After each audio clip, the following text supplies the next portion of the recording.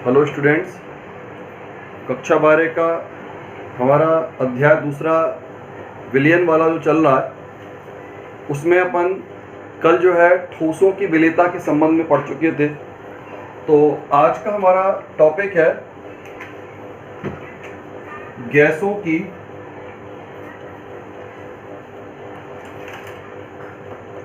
द्रव में विलेयता। आज का टॉपिक है गैसों की द्रव में विलेयता। बेटा, गैसों की जो द्रव में विलेयता होती है, इस विलेयता को अपन अवशोषण गुणांक के रूप में व्यक्त करते हैं।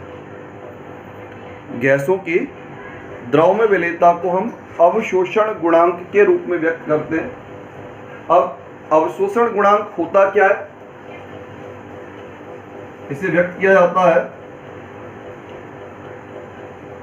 अवशोषण गुणांक के माध्यम से। देखिए, अवशोषण गुणांक का मतलब होता है इकाई आयतन विलायक में गैस का विलय होने वाला एसटीपी पर आयतन। विलायक के इकाई आयतन में गैस का एसटीपी पर विलय होने वाला जो आयतन होता है, उस आयतन को अपन बोलते हैं अवशोषण गुणांक। विलायक के इकाई आयतन में गैस का एसटीपी पर विलय होने वाला आयतन, उस आयतन को हम नाम देते हैं बेटा अवशोषण गुणांक। अब ये जो अवशोषण गुणांक है, जिन पदार्थों के अवशोषण गुणांकों के मान अधिक होते हैं, जिन पदार्थों के लिए अवशोषण गुणांकों के मान अधिक होते हैं, उन पदार्थों की विलेयता अधिक होती है या उन गैसों की विलेयता अधिक होती है। जबकि अगर अवशोषण गुणांक का मान कम है तो उस अवस्था में गैसों की विलेयता का मान भी कम होगा। अगर अवशोषण गुणांक अधिक है तो गैस की विलेयता अधिक, और अवशोषण गुणांक का मान कम है तो इस अवस्था में गैस की विलेयता का मान में कमी आती है। तो अवशोषण गुणांक को हम किस प्रकार परिभाषित करेंगे? विलायक के इकाई आयतन में घुली हुई गैस का एसटीपी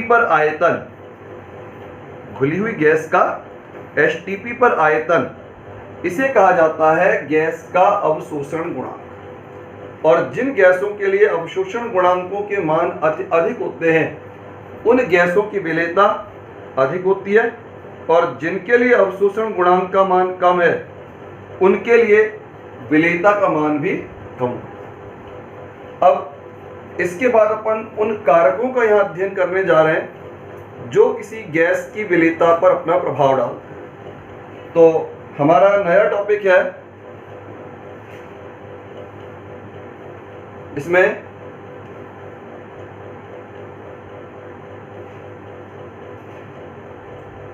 प्रभावित करने वाले कारक। हम यहां उन कारकों का अध्ययन करने जा रहे हैं जो किसी गैस की विलेयता के ऊपर अपना प्रभाव रखते हैं। तो बेटा, प्रभावित करने वाले कारकों में सबसे पहला कारक आता है गैस की प्रकृति। बेटा, गैसों की प्रकृति का मतलब कोई भी ऐसी गैस जो विलायक के साथ रासायनिक क्रिया करती है। अगर कोई गैस विलायक के साथ रासायनिक क्रिया करे या फिर गैस विलायक में मिलाए जाने पर आयनित हो जाए या वियोजित हो जाए, तो ऐसी अवस्था में गैसों की विलेयता का मान अधिक आता है। यदि गैस विलायक के साथ रासायनिक क्रिया करे या फिर गैस विलायक में मिलाए जाने पर आयनित या वियोजित हो जाए, तो इस अवस्था में गैसों की विलेयता उच्च होती है। जैसे बेटा, अपन लोग अपने घरों में टॉयलेट क्लीनर के रूप में HCl अम्ल का प्रयोग करते हैं। हाइड्रोक्लोरिक अम्ल का प्रयोग किया जाता है। मार्केट में उसको पीले कलर का एक सॉल्यूशन आता है, इसको नमक के तेजाब के नाम से बेचा जाता है मार्केट में। इसे अपन नमक के तेजाब के नाम से खरीद सकते हैं। तो ये जो नमक का जो तेजाब होता है ये आपका एक्चुअल में HCl का विलयन होता है। और HCl जो है एक गैसीय पदार्थ होता है, गैस होती है वास्तव में, परंतु हम इसको विलयन के रूप में काम में लेते हैं, इसको हम जली विलयन के रूप में काम में लेते हैं। तो पहली बात तो ये, हम इसको जली विलयन के रूप में काम में क्यों लेते हैं? इसका कारण होता है कि किसी गैस की तुलना में किसी द्रव को काम में लेना या उसे सुरक्षित रखना अपेक्षाकृत आसान होता है। किसी गैस को काम में लेने की तुलना में द्रव को काम में लेना या उस द्रव को सुरक्षित रखना अपेक्षाकृत ज़्यादा आसान होता है। तो इसके कारण से हम जो है यहाँ पर इसे विलयन के रूप में प्रयोग में लाते हैं। अब दूसरी बात, अब इसको हम विलयन के रूप में कैसे प्रयोग में लाते हैं? हम इसे पानी में विलय करते हैं। जैसे HCl है, पानी में डाला जाए तो पानी में डाले जाने पर ये सरलता से आयनित हो जाता है। इसका जो H+ आयन होता है, पानी के ऑक्सीजन के साथ, ऑक्सीजन के ऊपर 2 लोन पेयर होते हैं, तो ऑक्सीजन अपना लोन पेयर इसके H+ को देगा। 2 लोन पेयर है, 2 लोन पेयर में से एक लोन पेयर H+ को दिया जाता है, जिससे चेंज हो जाता है आपका H3O+, और बचेगा यहाँ पर Cl नेगेटिव। तो इस प्रकार अपन देख रहे हैं कि HCl पानी में मिलाए जाने पर आयनों में टूट जाता है, और जब आयनों में टूट जाएगा तो इसके कारण से विलेयता अधिक है। इसी प्रकार बेटा एक दूसरा उदाहरण है अमोनिया गैस का। प्रयोगशाला में अमोनिया गैस काफी मात्रा में काम आती है, लेकिन गैस अवस्था में काम में ना लेकर आप उसको विलयन के रूप में काम में लेते हैं। अब विलयन के रूप में काम में लेने का रीजन वही है, भाई गैस के रूप में काम में लेना होता तो अपने को कुछ व्यवस्थाएं करनी पड़ती, सिलेंडर वगैरह की व्यवस्था, या मतलब कुल मिलाकर कॉस्टली पड़ता, महंगा पड़ता। लेकिन अमोनिया को अगर अपन एक विलयन के रूप में प्रयोग में लाएं, जलीय विलयन के रूप में प्रयोग में लाएं, तो वो अपेक्षाकृत सुरक्षा की दृष्टि से, काम में लेने की दृष्टि से, आर्थिक दृष्टि से, सभी दृष्टियों से वो आसान हो जाता है। तो आप अमोनिया का जलीय विलयन प्रयोगशाला में काम में लेते हैं, और इस जलीय विलयन को नाम दिया जाता है अमोनियम हाइड्रोक्साइड।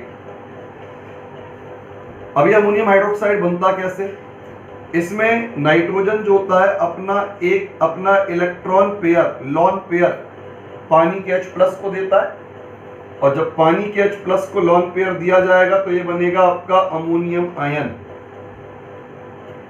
पानी के H+ को लोन पेयर देकर के बनाता है अमोनियम आयन, और जब पानी में से H+ निकल जाएगा तो बचेगा OH- आयन। तो इस तरह से कुल मिलाकर अपन कह सकते हैं अमोनिया का पानी के साथ आयनीकरण हुआ। पानी के साथ मिलकर के अमोनिया आयनों का निर्माण कर रही है, और जहां पर भी गैस विलायक के साथ मिलकर के आयनों का निर्माण करती है वहां गैस की विलेयता अधिक होती है। तो गैस की प्रकृति के साथ मैंने आपको भी बताया कि अगर कोई गैस विलायक के साथ या तो रासायनिक क्रिया करे, गैस विलायक के साथ या तो रासायनिक क्रिया करे, और या फिर गैस विलायक में मिलाए जाने पर आयनित या वियोजित हो जाए, तो दोनों ही स्थितियों में गैस की विलेयता अधिक होती है। अब एक उदाहरण अपन यहाँ रासायनिक क्रिया का उदाहरण देखते हैं। बेटा अपन सब श्वसन क्रिया करते हैं, और इस श्वसन क्रिया में वायुमंडलीय वायु को अपने अपने फेफड़ों के अंदर अपन लेते हैं। तो हमारी नाक में ऐसा कोई फिल्टर मौजूद नहीं है कि वायु में से केवल ऑक्सीजन अंदर जाएगी, ऐसा कोई फिल्टर हमारी नाक में नहीं लगा। हमारे जो फेफड़े होते हैं वहां तक वायुमंडलीय गैसों का मिश्रण प्रवेश करता है। फेफड़ों तक वायुमंडलीय गैसों का जो मिश्रण है, ऑक्सीजन है, नाइट्रोजन है, CO2, जो भी गैसें उसमें मिली होती है, वो सारी गैसें हमारे फेफड़ों के अंदर तक जाती हैं। लेकिन फेफड़ों में जाने के बाद उसमें से केवल ऑक्सीजन गैस हमारे रक्त में विलय होती है, केवल ऑक्सीजन हमारे रक्त में विलय होती है। उसका कारण होता है क्योंकि ऑक्सीजन जो है रक्त के एक यौगिक के साथ क्रिया करती है। ऑक्सीजन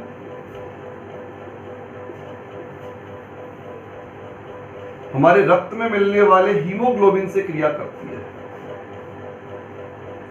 रक्त में एक पदार्थ होता है हीमोग्लोबिन, और इसके साथ क्रिया करने पर बनता है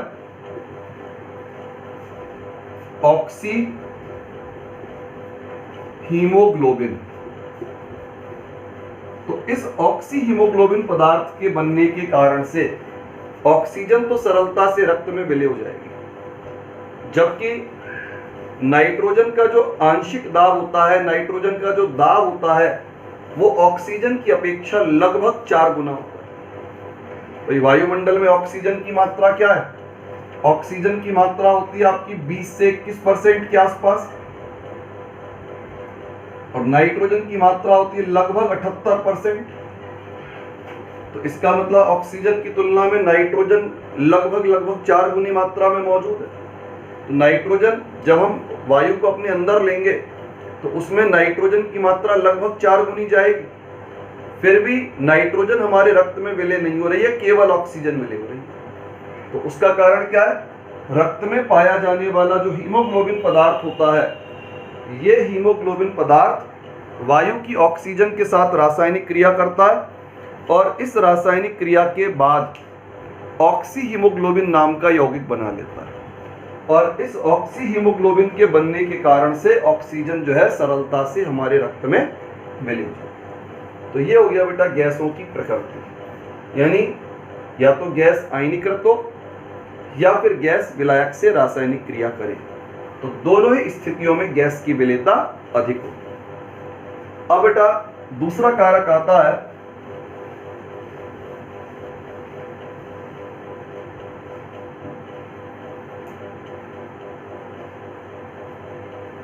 विलायक की प्रकृति।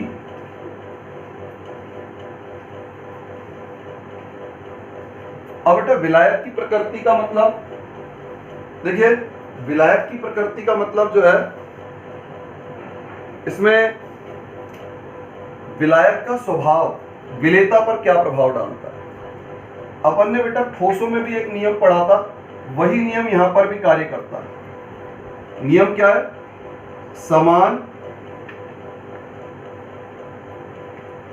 समान को घोलता है।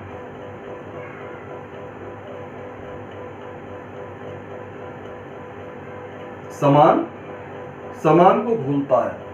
इसका अर्थ ये हुआ कि अगर हमारी गैस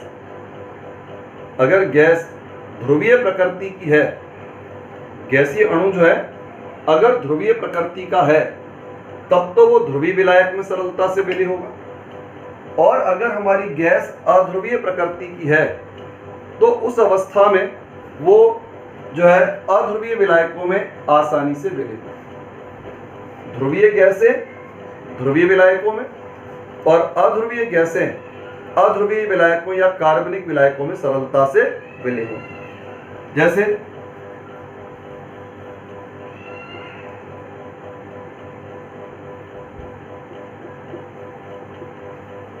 ध्रुवीय गैस,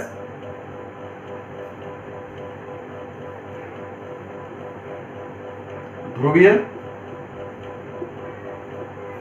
विलायक। और बेटा ध्रुवीय गैस का एग्जांपल जैसे आपकी अमोनिया गैस है, आपकी सल्फर डाइऑक्साइड गैस है, आपकी H2S गैस है। ये गैसें सरलता से पानी के अंदर घुल जाती हैं, और पानी के अंदर जैसे हम अध्रुवीय गैस लें,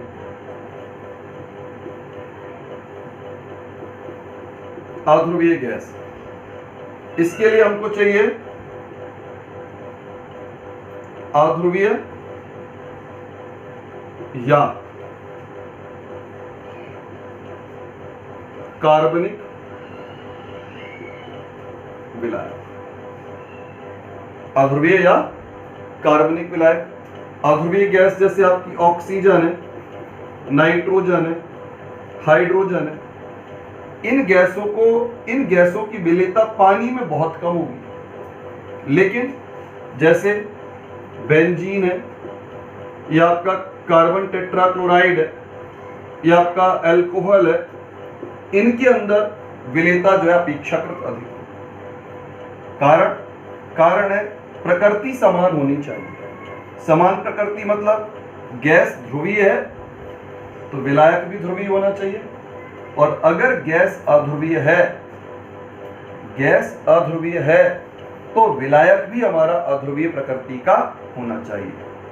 तो इस प्रकार विलायक की प्रकृति जो है गैसों की विलेयता पर अपना एक स्पष्ट प्रभाव प्रदर्शित करती है। फिर बेटा इसके बाद तीसरा कारक आता है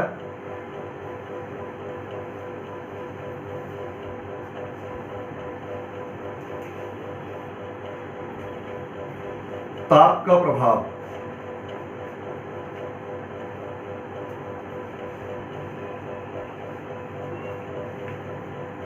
अब बेटा ताप का प्रभाव क्या कहता है?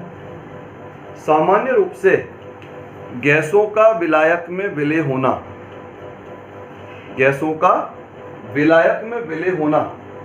एक ऊष्माक्षेपी प्रक्रम होता है। अधिकांश गैसों का विलायक में विलय होना एक ऊष्माक्षेपी प्रक्रम है। ऊष्माक्षेपी का मतलब जब आपकी गैस विलायक में विलय होगी तो विलयन के तापमान में वृद्धि होगी, अर्थात विलयन जो है गर्म होगा। जैसे उसको अपन एक समीकरण के माध्यम से देखें, गैस विलायक और विलयन प्लस ऊष्मा, मतलब डेल्टा एच का चिन्ह होगा ऋणात्मक। ऋणात्मक मतलब ऊष्माक्षेपी प्रक्रम। ऋणात्मक का अर्थ हुआ ऊष्माक्षेपी प्रक्रम। तो जब हम किसी गैस को विलायक में मिलाएंगे तो सामान्यतः ऊष्माक्षेपी, अधिकांश गैसों के साथ बात कर रहे हैं, सभी गैसों के साथ ऐसा नहीं होता, लेकिन अधिकांश गैसों के साथ ऐसा ही होता है। इसका अर्थ यह हुआ कि जब गैस विलायक में विलय होती है तो ऊष्मा मुक्त होती है। गैस विलायक में विलय होगी तो ऊष्मा मुक्त होगी। इसका अर्थ यह हुआ कि अगर तापमान को बढ़ाया जाए तो गैस तो चाह रही है ऊष्मा को निकालना, और हम बाहर से तापमान की अगर वृद्धि करते हैं तो गैस की विलेयता के लिए एक प्रतिकूल अवस्था हो जाएगी। गैस घुलने के दौरान ऊष्मा निकाल रही है और हम बाहर से तापमान देना चाह रहे हैं, उसको तापमान दे रहे हैं, ताप बढ़ा रहे हैं, तो ये विलेयता के लिए एक प्रतिकूल अवस्था होगी। और प्रतिकूल अवस्था का अर्थ हुआ कि गैस की विलेयता के मान में कमी है। हम इस बात को ऐसे भी समझें, गैस विलायक में विलय हुई, विलयन बना, ऊष्मा निकली। अब हम अगर ऊष्मा के मान में वृद्धि करते हैं, ताप के मान में वृद्धि करते हैं, तो ये क्रिया विपरीत दिशा में चालू होगी। विपरीत दिशा में होने का मतलब, इसका मतलब यह है कि विलयन आपका वियोजित होगा गैस प्लस विलायक। विलयन वियोजित होगा गैस प्लस विलायक। अपन लोग बेटा छोटी क्लासों में पढ़ते आ रहे हैं कि अगर पानी पीने लायक नहीं है तो उसको पीने लायक बनाने के लिए अपने को पानी को उबालना चाहिए। तो पानी को उबालने से क्या काम होता है भाई? पानी को उबालने पर दो काम होते हैं। एक तो पानी के अंदर जो बैक्टीरिया है, वायरस है, वो मर जाता है, और उसके अलावा पानी के अंदर जो घुली हुई गैसें होती हैं, पानी के अंदर जो घुली हुई गैसें होती हैं जो पानी के अंदर दुर्गंध उत्पन्न करती हैं, तो वो गैसें पानी के अंदर से बाहर आ जाती हैं, जिससे पानी के अंदर दुर्गंध जो है या तो समाप्त हो जाएगी या दुर्गंध कम हो जाएगी। तो इस प्रकार से ताप बढ़ा करके गैसों की विलेयता में कमी की जा सकती है। ताप बढ़ाकर गैसों की विलेयता को आप कम कर सकते हैं। यानी कि जो है हम इसमें जैसे कोई विलयन है, गैसीय विलयन है, अगर हम उसके ताप को बढ़ा देंगे तो घुली हुई गैस की मात्रा में कमी आने लग जाए। लेकिन हर गैस के साथ ऐसा नहीं होता। जैसे आपकी हाइड्रोजन है, उत्कृष्ट गैसें हैं, उत्कृष्ट गैस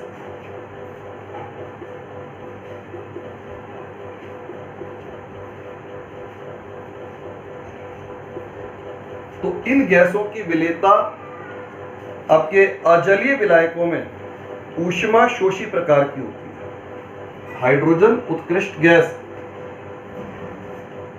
अजलीय विलायकों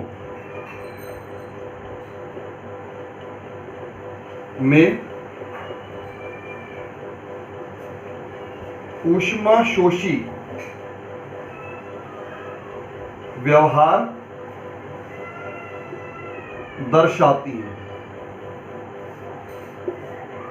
अब ऊष्माशोषी व्यवहार कैसे दर्शाती है? मतलब इसका ये हुआ कि अगर हम जो है विलयन को थोड़ा गर्म करें, विलयन को थोड़ा गर्म करेंगे तो विलयन को गर्म करने पर क्या होगा कि गैस की विलेयता बढ़ेगी। ऊष्माशोषी का मतलब है कि अगर ताप में वृद्धि की जाए, यानी गैसों को विलय होने के लिए ऊष्मा चाहिए। हम बात कर रहे हैं किसकी? अजलीय विलायकों की। अजलीय विलायक में जैसे आपका बेंजीन हो सकता है, आपका एसीटोन हो सकता है, कार्बन टेट्राक्लोराइड हो सकता है। तो ताप बढ़ा करके विलेयता को बढ़ाया जा सकता है। अगर विलेयता का प्रक्रम ऊष्माक्षेपी है तो ताप बढ़ाने पर गैस की विलेयता में कमी आएगी, और अगर प्रक्रम ऊष्माशोषी है, प्रक्रम ऊष्माशोषी है तो ताप बढ़ाने से गैस की विलेयता में वृद्धि होगी। लेकिन शर्त यहाँ पर यही है, हाइड्रोजन के लिए, उत्कृष्ट गैसों के लिए विलायक आपका अजलीय विलायक होना चाहिए। अजलीय विलायक मतलब जैसे आपका एसीटोन अजलीय विलायक का एक उदाहरण हो गया, आपका बेंजीन, आपका कार्बन टेट्राक्लोराइड। इस प्रकार के विलायकों में गैस की जो विलेयता होगी वो ऊष्माशोषी व्यवहार को प्रदर्शित करेगी। और कौन सी गैस? हाइड्रोजन और उत्कृष्ट गैसों की विलेयता।